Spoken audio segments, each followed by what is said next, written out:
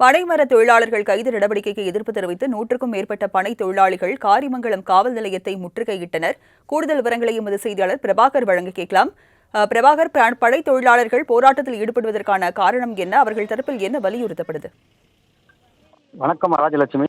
தருமபுரி மாவட்டம் காரிமங்கலம் அருகே கப்பானிப்பட்டி கிராமத்தில் பனை தொழிலாளர்கள் சார்பில் பனைமரத்திற்கு காப்பு கட்டி பொங்கல் வைத்து, பனைப்பேட்டிக்கு கயிறு கட்டி, பனைமரம் ஏறி கல் இறக்கி படையலிட்டு கற்பூரம் தீபம் காட்டி கடந்த ஞாயிற்றுக்கிழமை வழிபாடு நடத்தினார்கள்.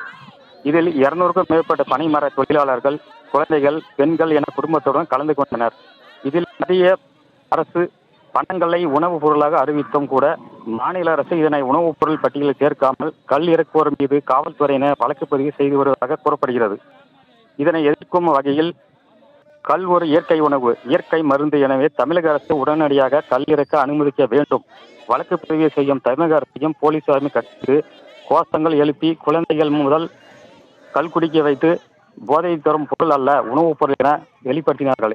இதனை தடுக்கும் வகையில் தமிழக அரசால் தடை செய்யப்பட்ட போதைப் பொருளை குழந்தைகளுக்கு குடிக்க வைத்ததாக கூறி கல் இறக்கும் தொழிலாளர்கள் 6 பேரை காரிமங்கலம் காவல் நிலையம் அழைத்து வந்து தற்போது விசாரணை நடத்தி, அதனை தொடர்ந்து பனை தொழிலாளர்கள் ஒன்று சேர்ந்து அவர்கள் மீது வழக்கு பதிவு செய்யக்கூடாது என கோரி காரிமங்கலம் காவல் நிலையத்தை சுமார் 100க்கும் மேற்பட்டோர் திரண்டு முற்றுகை எதிர்ப்பு தெரிவித்து வருகின்றனர்.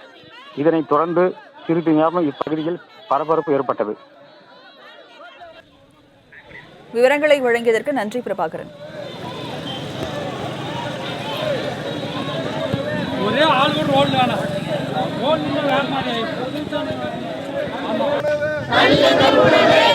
உரிமை